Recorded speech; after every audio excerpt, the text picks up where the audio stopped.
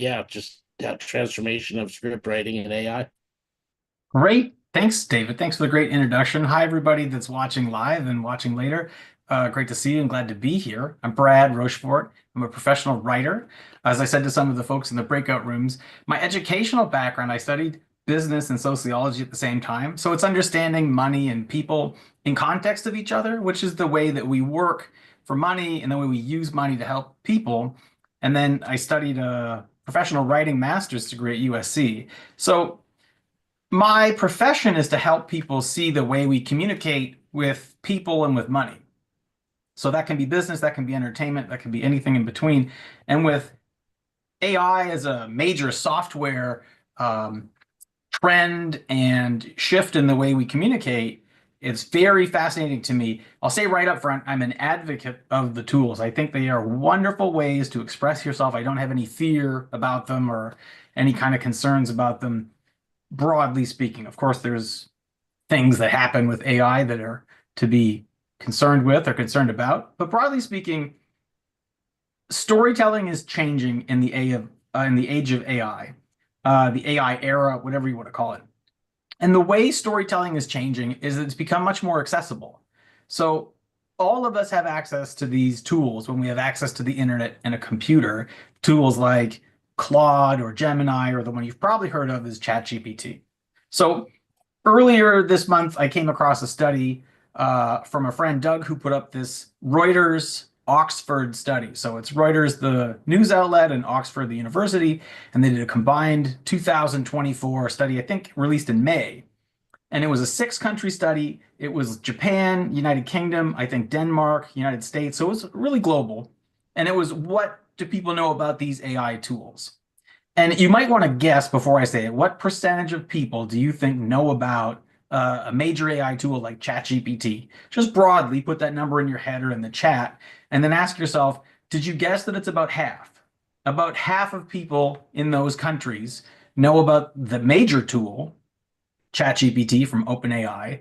And when you get down to the smaller tools like Midjourney, the image creation tool, or Perplexity, the live search and answer tool, it's about 5%. So 95% of the people don't know about these tools. Someone like Mike Brown, who's on the call, who uses these tools creatively in his day-to-day, he's so far ahead of the curve. He's making three-dimensional backgrounds, he's making digital art, he makes cartoons, he makes the script. It's amazing when people like this are in our community and they do such fantastic work with these tools. We take it for granted that everyone out there is using these tools, but the truth is half the people haven't even heard of them. Half the people aren't even aware these things exist. They've heard of the words AI and they shrug and they say, "Oh, the toaster's going to get you." And that's that belief that there's some sort of doomsday event happening or looming, which is not the case. It's just not functionally real. So, if anyone remembers the Y2K crisis from 20 years ago, it was all hype and no reality, right? It was very easy to fall into that belief that this major revolution was about to happen, but it's the same cultural edge that appeals to us. And I want to distill that misbelief. I want to say that's not the truth. That's not the case. Electricity has no agenda. And if you know the term stochastic, people call these tools a stochastic parrot, which is just like the tool you use will parrot back to you the most odds likely set of words that are next. So when someone talks about Thanksgiving and they say there's pumpkin blank at Thanksgiving, most of you think pumpkin pie. The odds are that that's what's next in all of our minds. And these AI tools work the same way. They've gathered all the words from their database, which is often much of the internet.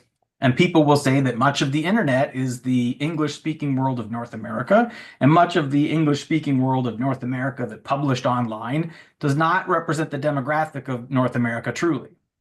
So it's a very interesting thought that the way these tools work was they gathered what people posted online and they said, what's the most common word that comes next? You might want to picture a word cloud where someone puts a word in the center, like Thanksgiving.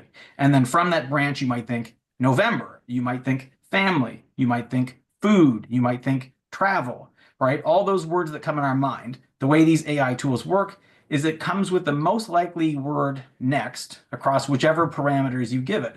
And the more you tell these AI tools, what I'm looking for is about food, it might ignore November and travel and just focus on turkey and pumpkin pie. So the way we communicate with each other and tell stories has shifted to a more mainstream 2000 to 2020 internet set of communications. Those people who didn't put their communication style as a group into any kind of database, into any kind of online outlet, those people will have less of their voice represented in the AI tools. That's just something to be aware of. It's not good or bad, it's just something to be aware of. And storytelling, as we know it, is timeless. Everyone has always told stories to each other. It's a way of sharing information that we can easily remember. The reason we have names for the stars is because it helped us calculate the time, right? We didn't have calendars and clocks 5,000 years ago, but the stars were fairly consistent, and we knew when this set of constellations started coming across the horizon, well, we should start planting our crops, or we should start harvesting our crops, or we should start preparing for frost. And the stories that we told connected with those things. So now that we have AI, we have the ability with our keyboard or with our voice. Some of you might have these apps on your phone and you're just able to talk to them and get results back either in voice or in text, which is great. And a lot of these tools are free to use. Now, if you have curiosity and you have time, you can sit with these tools and just ask it plainly, how can I tell this story better? Here's my audience. Here's who I'm talking to. How are they understanding what it is that I want to say? So that's one of the secrets I'll share with you as a professional communicator, is the level of simplicity and ease and comfort that writers have with that kind of storytelling is we don't get bogged down with things we don't know. We just get confident. I think that confidence was a topic earlier in today's conversation. To be confident with what it is you're saying. Professional writers are people who've spent a lot of time sitting with the pen and paper, saying a message cleaner and cleaner and cleaner, and meeting other people who do the same thing and watching them struggle. When writers open up vulnerably to each other and they say, gosh, I really struggled with that, you realize that absolutely everyone who communicates struggles at some point to have the right word, to be fluid with it, and to help people understand what it is they're saying. And the way I use these AI tools is I speak very frankly to them. I type into plain English, help me with this. Here's where I'm starting. Here's who I'm talking to. Here's what I want. And it's a process. I think I would sit with it for 20 minutes at a time on one thing. And the longer you sit with these tools, the more you realize you're probably very good at storytelling. You just weren't trained in it. You didn't sit down and say, okay, what are the core elements of a story? And I'll share 3 of them with you. I think there are 3 things for most people that if you say one of these 3 things, you'll get their attention. If you tell people what's new, what's wrong, or what they want, you have people's attention. Today I started with what's new, which is AI tools. And I jokingly said what's wrong as if the toaster was going to have this James Cameron, Terminator, otherworldly view of the AI rising. It's fiction, right? But asking people to engage with what's new, with what's wrong, and with what they want is how you capture their attention. If you ask the AI to help you express what's new about your topic, your story that you're telling, what's wrong with what's happening right now, which is to say, why can't things just stay the same, right? For most of life, we resist change. And resistance to change is usually the heart of any story. Most movies we watch or books we read, at least one of the characters is resisting change. There's something about to happen that they don't want to have happen. That's true in sales. That's true in coaching. It's true in transformation.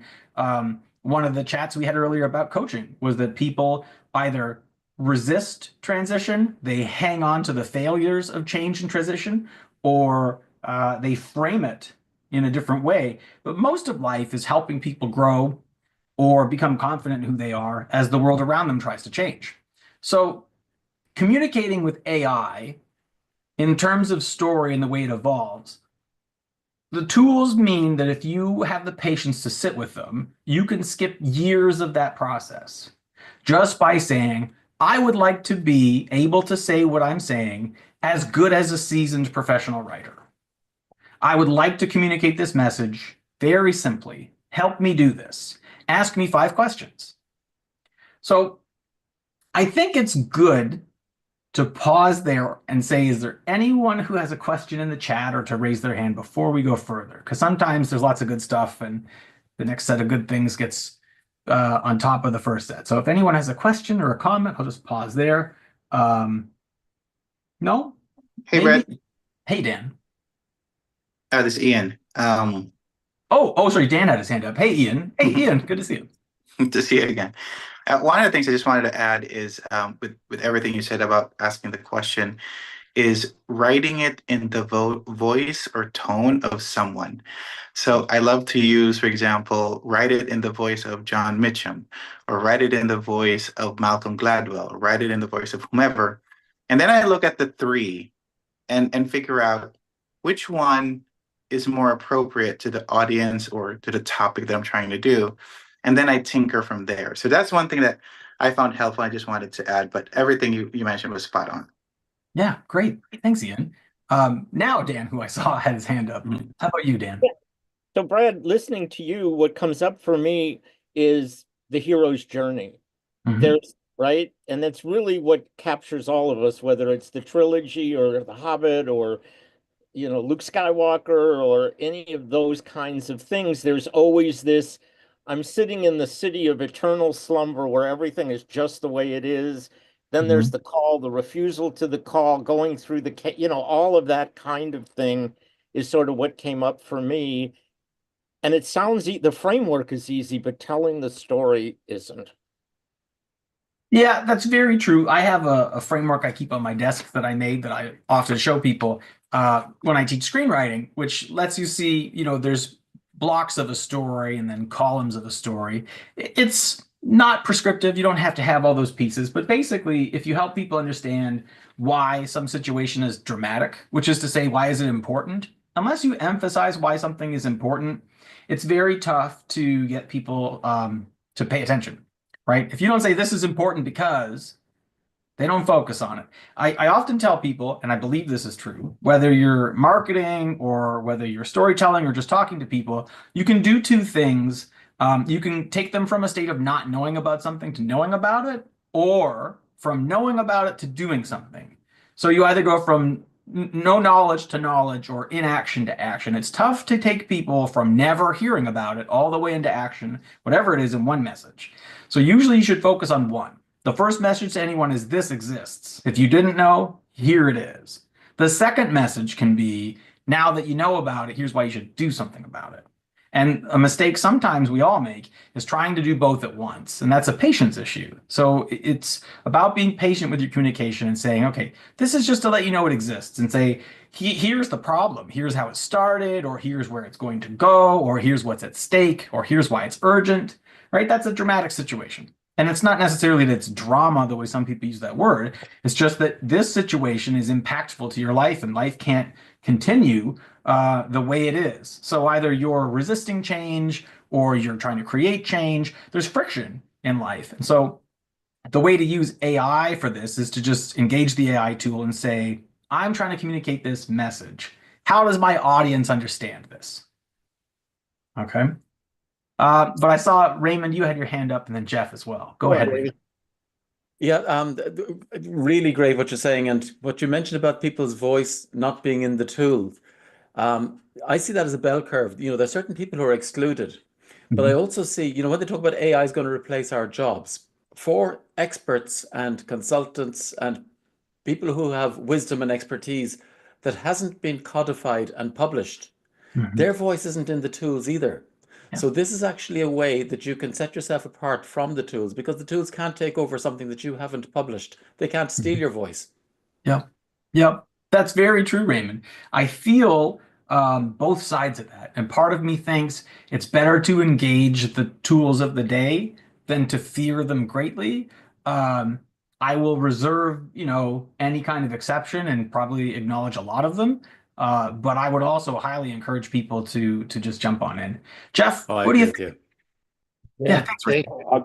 It's funny. I had exactly the same reaction when you were talking, and I totally agree. This is great advice and great way to think about things.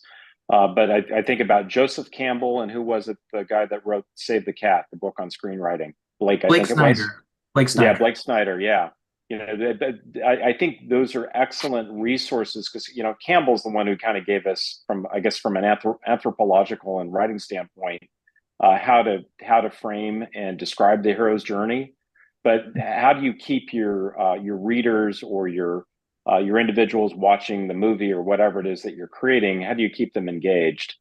I think figuring that out is always going to be much more of an art. It's going to be very difficult for these AIs to do that. As well as I suspect what we're going to move toward is what I call hermetic AIs, where this domain of knowledge is going to be isolated to, say, all just the screenwriters, and it's not going to become a public AI that's generally available, and you'll have to pay the bigger bucks to use it and participate with all the screenwriters who might be training it. So just a comment and a thought. Okay. Okay. Yeah, that's an interesting comment and an interesting thought. On Wednesday, I was at an AI conference, and some of the speakers were from Paramount and from IBM. And some of those topics came up about whether or not you use a smaller set of knowledge, or if you try to use the broader set of knowledge. There's different opinions on it. It's very interesting. I'll come to that conference in a second. But next that I want to talk about is bridging the gap between your idea and your When audience. Jess had a question, Oh, sorry. go ahead, Jess. Yeah. Hi, sorry, I couldn't, I apologize. I love your talk. I wanted to know if you had a point of view on, the large language models right now are they're basically statistical machines, right? They figure, what's the most likely word. But that's changing very rapidly. You've got different types of prompting. There's a chain of thought, and then there's reflection, and then there's something called inference or reasoning at compute test time and reasoning at compute time. So they're going way beyond being statistical dumb machines, although very powerful. Do you think that as they become more like reasoning, as they have the ability to reason more about how to help you, do you think that will change on how we interact with them? Will that be better? Or if you have a point of view, I would love to get your thinking on that. Yeah, absolutely. These tools will improve. I hear from other friends who are enthusiasts about AI. They say this is the worst it'll ever be. Yes.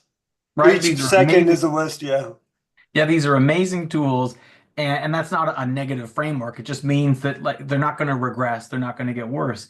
These are, for those of us who grew up with the pen and paper, these are astounding tools that you can, turn a couple of quick thoughts into something very, very impressive.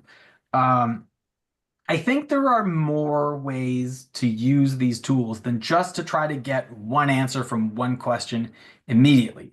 So are the tools able to reason, or is it a second layer of predictive text? Is it just like a stage 2 or a second step, that the first step is what's the next probable word, and then we ask it again from that section of probable words, what do we call logical, or what's reasoning? I'm not so deep into the technical programming that I can predict the future on that. I think it will certainly improve, and I think that the response you get will be more satisfactory. And I think, even if we reach some functional limits of the number of words or the number of inputs, etc., I think we will continue to see quite a strong improvement in the output. Okay, thank you. Well, everything you're saying will still be relevant to, even if they become more like thinking machines, right? They'll just be better able to help us. But so everything you have told us so far is spot on. Thank you. Oh, thanks. I appreciate that. Thank you. Did you have another question, Dan? I do. So Go for one of the questions I have, Brad, that I'm struggling with, I can get good output in the storytelling. What I'm not getting good output on are the emotional triggers and the emotion that brings the person into the story. And I'm wondering, are you using your professionalism to layer that in, or have you figured out some prompting that'll actually create some of that for you to move it forward? Because I'm not having a good outcome when I say I'd like it to be heart-centered. I'd like the fear of this. So when you say, like, what's wrong, it should bring up some emotion to it. So how are you dealing with that part of the storytelling? That's a great question. Let's have a look at that. How would I do that? Sometimes I look at a screenshot of Brene Brown. So Brene Brown is a living person. She's an author, and she's, I guess you'd say, a social scientist, right? And she has a fantastic set of books that explore human emotions in a way that feels good to explore together. And I think there's video series you can watch of her doing it live in front of an audience, and you can see she gets an exceptional reaction. Brene Brown is like Renee with a B at the front of it, Brene Brown. And there is a graphic of all of the different emotional options from her framework. And sometimes I have that on screen and I choose from it. And I would say, let's reference this framework. So I give it a very, if I'm talking with AI, I give it a very specific framework of what I want to include. Some of these things, I guess I just do second nature that I don't think other people do or don't know how to do. So I'm glad you asked that question. I use Brene Brown's framework. Okay, thank you. Yeah. And then Brad, I think you could also potentially do like, okay, if I'm trying to reach a particular audience, Mhm. what are their core values? So what would they react to? Right. And you can kind of right. That's where I think you could just kind of use different strategies to educate the LLM. But please continue. Well, yeah, if we're going to talk about these, let me find my GPTs because I made a GPT about this. So for those of you who are using OpenAI's ChatGPT, they didn't give a good name to the second part of the tool. They just used their own name twice. So inside of ChatGPT, you can create a tool that you make yourself. They call it a GPT. And it's a set of instructions that you can reuse again. So it's like a template. The one I made is from the perspective of millennials, and it's my millennial marketing expert. So I don't know how to market to millennials, but the internet does. So I asked ChatGPT, I would like to make a tool to talk to millennials. Help me with what we're going to do. And it gave me a set of instructions. And again, I sit with these things for about 20 minutes. I just say, okay, this is a 15-minute task or a 20-minute task. And I made this tool. You can very easily make them inside ChatGPT. You just click plus, make a tool. There's a set of instructions, and I just paste it in and hit the go button, right? The little clicks you guys can learn on YouTube. But basically, I take a regular ChatGPT chat and I say, my aim here is to make a tool for this use. I'm going to use it in marketing. I'm going to use it in web copy. I'm going to use it in storytelling, whatever I'm going to do. Very transparent about it. I say who I am and what I want from it. And then I say, let's make a tool that does this. And once you have that tool, just like your email address has the at, your name at thisplace.com, you can use the at symbol in regular ChatGPT, and you can type in the name of your bot, which I call the Millennial Marketing Expert, and it'll come up in the chat. And then I can have a question and say, is this being, specific enough to millennials? And it'll come up with a response. And then I can go and ask another set of tools. I made one for Gen X. So, Dan, as you asked about emotion and different people, the same can be said. You could make an emotional expert, and you can say, you are an expert at giving me, and this is where you have to get creative and say, what does I want? I want 5 choices for emotions. Okay, the best thing you can do is ask ChatGPT to give you choices. So I've put in my custom instructions that it's always helpful. It will always give me an answer. And I called it the fork. I taught it the fork in the road. I said, when you get to a major fork in the road, ask me a question. If there's so much information of 2 sides, I want you to stop and ask me. So I say now, I just say, give me the fork. The fork in the road of the emotions is the case for you. I would make a tool and say, you're an expert in emotions. And where you feel there's a fork in the road, you'll pause and ask me. Otherwise, give me 5 emotions that might be relevant to this situation. And then you would just at your emotion expert, and then you would say, what do you think? And you don't have to take it at face value. You can add to it or to take away from it or completely, restart and say, I don't like any of those, give me more. But that would be my advice, is to use the tool for what it's worth. Which is fun. I think it's fun to do these things because they take about 10 minutes to make those tools. It's super easy. And then I made one called the board, as if it's like a board of executives. And I told the board, the other tools that I have. And so I'll ask the board, what do you think I should do?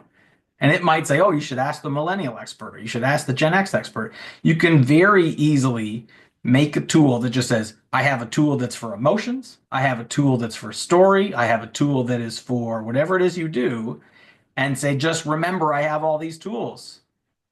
So you don't even have to be an expert in these things. You can just know you want it. And you can have the confidence that the tool's got your back. The tool will help you a lot. I'll show you an example of what I've been doing with these tools. So some of you might know some of these softwares. I'll share my screen and show you this.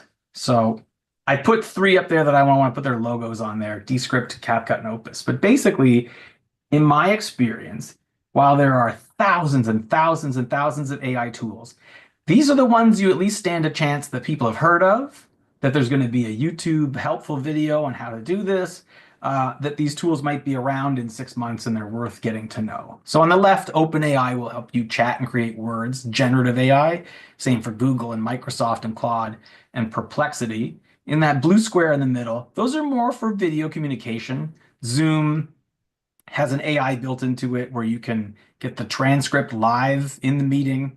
You can interact with it and ask it questions. Fathom and Otter, I think Fireflies as well, are add-ons that you invite into your Zoom meeting. You can get a free version of this or a paid version. And then you can get a transcript that will show you, if you didn't know about this, some of this is a new feature. It can tell you who did the most talking during the meeting. If your words per minute is in the green zone for good, if it's very slow or very fast, if you overlap with other people, if you're the person that interrupts people or not. It's very easy to see this in your own talking. When you look at it, you go, yeah, that's true about me. My spoken words per minute was significantly higher than other people, and I'm being aware of that. So those tools are great. Prezi as well as a presentation software. And on the right-hand side, you get your more creative tools. You're looking at Miro right now, which is a whiteboard software, and Midjourney makes images, and Canva is like a Photoshop tool that's much more friendly to the beginner user. And some of those other tools are for creating presentations or for creating, digital avatars, which is that, talking, moving picture of yourself or of someone else. So all these tools exist, and when you become more comfortable with them as a group, you can use them together. So what I did recently, I was at the conference I mentioned, there's an AI conference on Wednesday, and I had on my phone the calendar invite for the conference. And because I also have Otter, my Otter knew I was at an event and it said, do you want to record this? I just pushed one button. I recorded the conference on my phone. And every time a speaker was done, I just pushed another button, stop, and then record again. So all of the speakers were in their own file. I got a full transcript of it. I got a summary of it. I think I've got this open that I can share again. Pardon me that I'm looking for it while we do this here. Yeah, this is the one. Okay, so if I share my ChatGPT screen here. So I said, I went to this conference. You see, I speak to it very plainly. I went to this conference and I gave it the website. And I said, and here are the summaries of their talk in 6 chapters, some contain 2 speakers.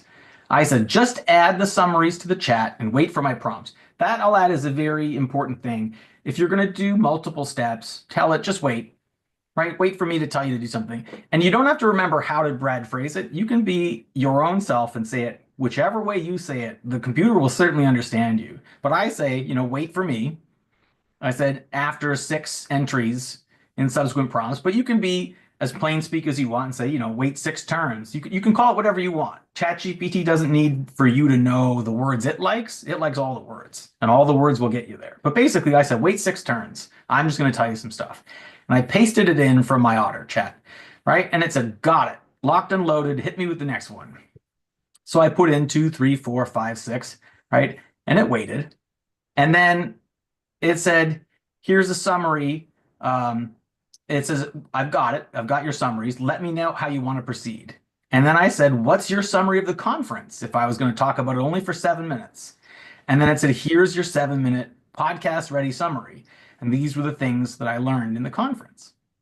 I think it's pretty cool, right? I probably pasted in the transcripts as well. I think after I got that summary, I just pasted in the transcripts from the app, right? And I said, with all that said, here's the full talk.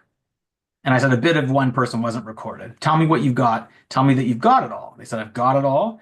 And I said, my audience is less concerned about who said what and more about, what's the latest? What's the high level things to share?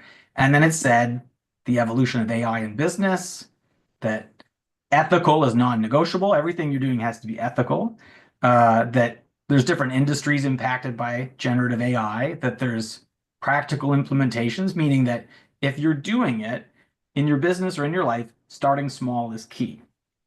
So whatever you're doing, build up your confidence and your success rate by taking small steps that you think, I'm going to get a win out of this, and I'm going to get good at that one small thing, and I'll move forward with it. The trends from the conference was that the language models can be smaller. Edge AI means that usually your phone is at the edge of the chain of information, and that some of the AI is happening just at the edge of the chain, meaning that you're not sending a signal to a server and the server is using AI. Your phone might be using it. It's just at the edge. And human in the loop means that you don't rely on the answer without input. Yeah, Jeff, the tool is Otter AI. Human in the loop just means you don't blindly accept whatever it is it gives you, that someone's there to bear witness to it. And then what's next for leaders and innovators? The takeaway was that you should adopt AI with the purpose. Generative AI is a game changer, but only if you wield it wisely. So I thought that was a really novel way to use AI. And to storytell is to listen to other people tell stories and say, what are they all saying? And then if I didn't like what it said, I'd say, you know what? That's really wordy. Is there a less version?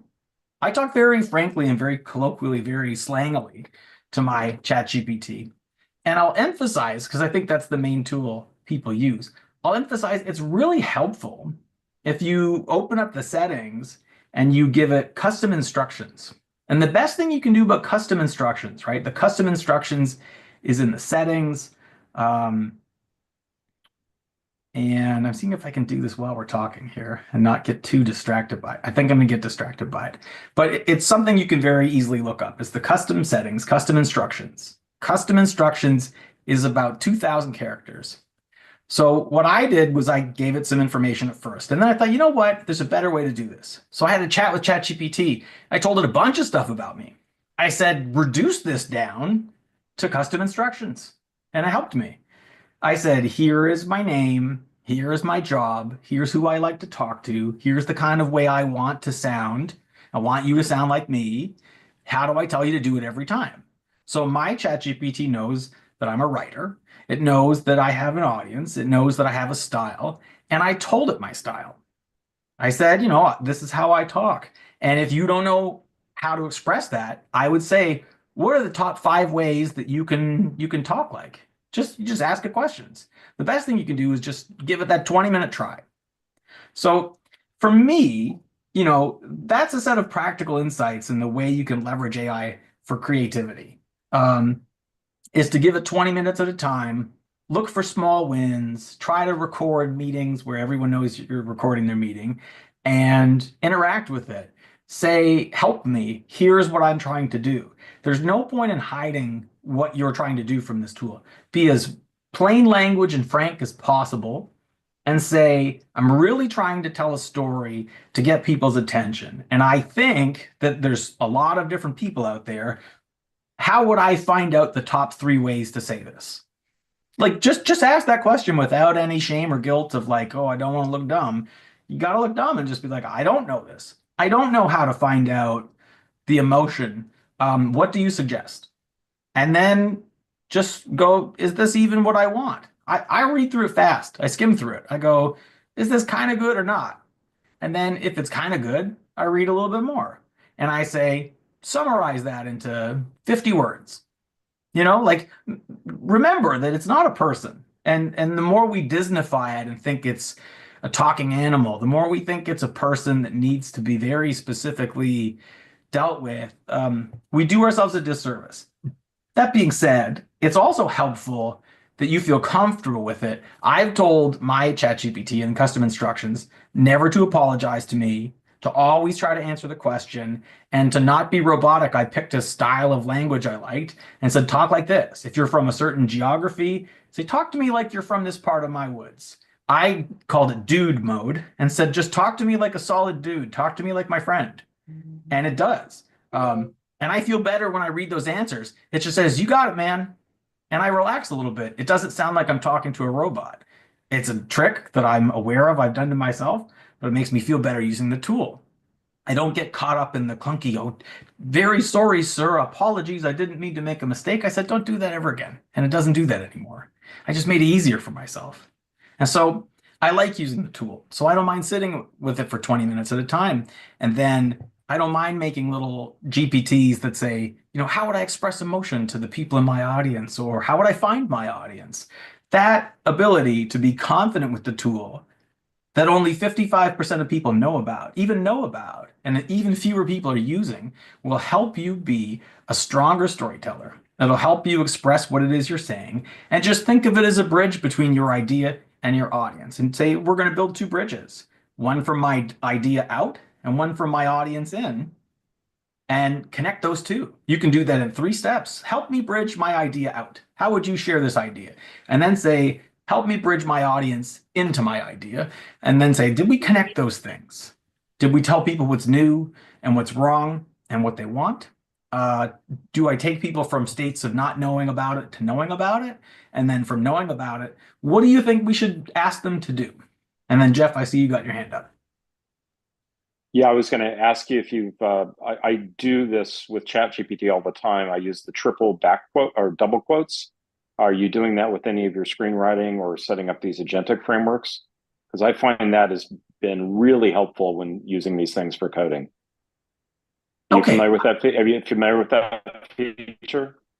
Triple quotes. So, triple double quotes. You encase your text in triple double quotes. So if you're writing like a screenplay, you can put 3 triple quotes and say protagonist, antagonist, other actors in the play, and then you put the triple quotes around it. In fact, I was just asking for how to use this in the context of screenwriting, and ChatGPT came back with they could be used to encapsulate longer dialogues or multiple exchanges between characters, ensuring the systems process them as a single block of text. Oh, this is very cool. Okay. Yeah, so you can have it auto format your screenplay. And anyway, I just thought I'd throw that out there because I use this for coding all the time, but I never thought about it in the context of screenwriting. Okay. So it's like you've drawn a box around it and said, this is one thing. Yeah, the way it actually works on the inside is that it doesn't go through the transformer model. And so all the text is treated literally so that the LLM doesn't try to process it independently. And so you can say, hey, format this in a screenplay, put it into using the triple double quotes, and then it will preserve the structure of the output that you want. So anyway, just a thought. I thought it might be helpful for you. That is helpful. I absolutely hear what you're saying. There are times where, as business professionals, someone wants a very specific framing of their business, their slogan. You don't want, to reshape Nike's let's, just do it, right? You're not asking to change that. So you might triple quotes, just do it. And it's like, okay, I'm just going to leave this like it is. Yeah, and you can say, hey, I want this. I don't know if the different studios have different formats. You could give it the format with your agent and say, this is the Warner Brothers format or whatever. I don't know the practicalities of this, but anyway, it could be useful. And by the way, Anthropic and some of the other LLM tools I use support it as well. That's a great tip. I didn't know that. I'm glad you shared that. I got to try that out. That sounds super cool. Yeah, sure. Love that. Thanks, Jeff. I did put, by the way, the link to the stream in the chat, or I did to the app powered by WITI, so you can find it there. I'll put in the specific stream for this, and then the recordings there. It's recorded, obviously, so you can refer back to it. Because I was zoning out during that nugget that Jeff just shared. I'm like, oh, I'm going to go back and listen to that. So thank you. Anyone else? Brad, best way to reach you? LinkedIn. LinkedIn. Yeah, you'll see me right away. There's only one or two people with my name. You'll see me. Yeah, easiest on LinkedIn. And I help people if you need help in your business, if you're wanting to learn these tools, if you want to just have me help you, with the way you express your business one way or another, I can do that with you professionally. Reach out, happy to help. And then Ian's got I love it, Brad, and thanks so much for all your participation in the Thursday AI think tanks. Right, I think we could all bring collectively together. So I want to see everybody attending those or Tuesday night. Ian, go for it. Now, first of all, Brad, good to see you again after a long time. Yeah. It's great to see you in your own element here. One of the things that I found useful that just want to share with folks is every time you create a query or an ask, an execution on ChatGPT, it saves those lines. So a lot of times people just start over instead of going back to that original conversation, which already has tons of information. So one of the hacks that I use is I have all of these like running lines, for example, one for my business, one for my teaching stuff. And I go back and say, read above, read thread above, and then insert whatever I'm thinking about. So now it has the whole context of however long that you've been having this conversation. I just wanted to share it with you guys because it's a really good time saver because you don't need to put in all the variables over again. That is such a great point, Ian. I agree with it wholeheartedly. My add-on to that is the number of chats is about 25 before it starts to turn a corner. I found around about number 25, it starts to drift and it can't see around that bend very accurately. So one of the things I've done in my custom instructions is I said number all the responses. So answer number 1, answer number 2, answer number 3, 4, 5, 6, 7. So I can go, you know what? I liked answer number 5 because for a long time I struggled with how do I tell it three questions ago. That meant nothing. I had to learn what it does and doesn't do. So I'm like, you know what? It knows answer 4 because it said answer 4. It also helps you understand, have I gone through 25 of these things yet? And if you reach around 20, you might say, summarize this and then open up a new chat. But certainly And move it over. Yeah, but in my experience, it's about 25. Awesome. Thanks, Brad. Yeah, for sure, Ian. Thank you, Brad. I think Jeff's hand was up from last time.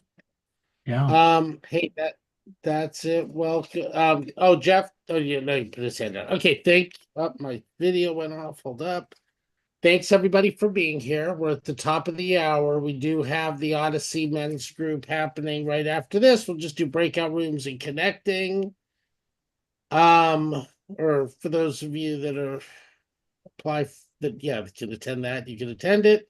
Brad, thank you. Amazing. And on the Brad and I do a show every week called The Latest, 9:30 a.m. Eastern. We kind of just go over the latest tools that everybody should know about to stay current. And you don't have, I think like Camille was saying at the conference, you don't have to, understand every tool. It's just way too much. What can you do to increase your to give you yourself more hours in the week? So that's it. Thanks everybody. Have a great rest of your weekend, and